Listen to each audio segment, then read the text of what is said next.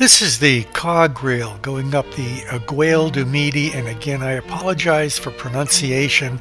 I do not have a voice coach. And a trip into the Glacier. From the other side of town, you take a cog rail up the mountain for great scenic views, but really for the opportunity to actually walk inside a glacier.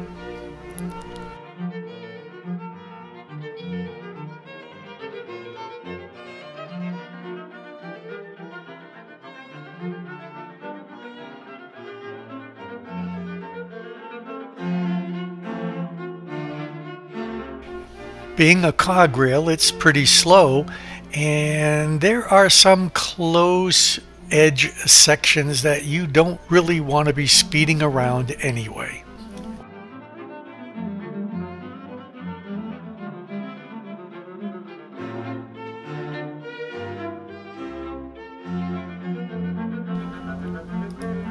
They're building hotels up here for those who want to actually spend a night on the mountain, and especially if you're a hiker, it gives you a good starting point instead of being down in the town with most of the other tourists. Once you get up there, you have to take a cable car down to the glacier. In 1988, it only took 3 steps to get from the cable car to the entrance of the glacier. We were there in 2017, and there has been so much melting that the entrance to the glacier is now 430 steps down from that point.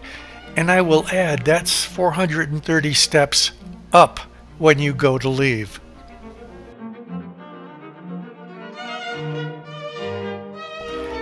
As you go down the cable car and then walk down the steps, you can see water flowing from the mountaintop into the rivers, silt and all, and you get to see where all that stuff is coming from that ends up in the river.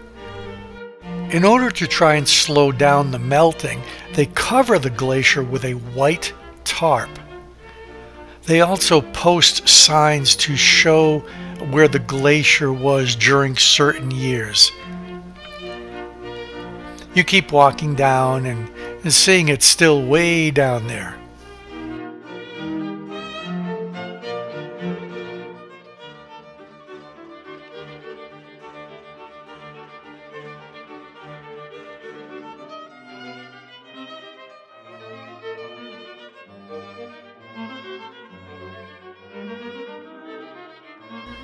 You could see how the mountain is eroding from rain and the streaming of water in just time.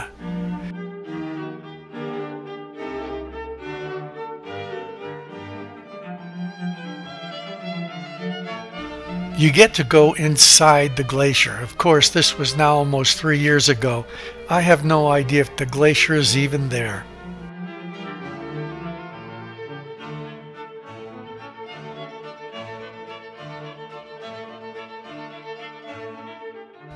As you walk through the ice, you can hear the water dripping and flowing behind the ice walls and the creaking of the cracking ice. You really have no idea how thick the ice is. You just hope the staff have done their jobs and wouldn't let you in there if it wasn't safe. You walk down icy lit halls and around corners. There are a variety of colors as you walk around, blue being the dominant color. There are spots where you can actually see the water running behind the ice. There are ice sculptures like a small chapel, a queen-size bed, and a fireplace.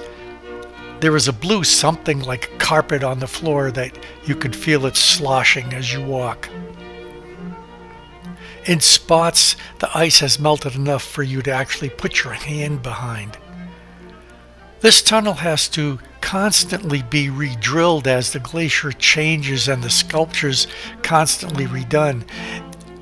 As it gets smaller, I guess that queen-size bed ends up becoming a twin. This is the drilling machine. When it's over, you have to walk back up those 430 steps. And let me tell you, it's a lot harder going up than it was coming down. You get to the cable car and you start to go back up to the cog rail drop-off spot. You actually get a good view of the wires that are the only thing between you and the bottom of the valley. And the term blind faith comes to mind, and I am not talking about the band. There are still amazing views of the mountain, but this time with a lot of greenery in the lower elevations.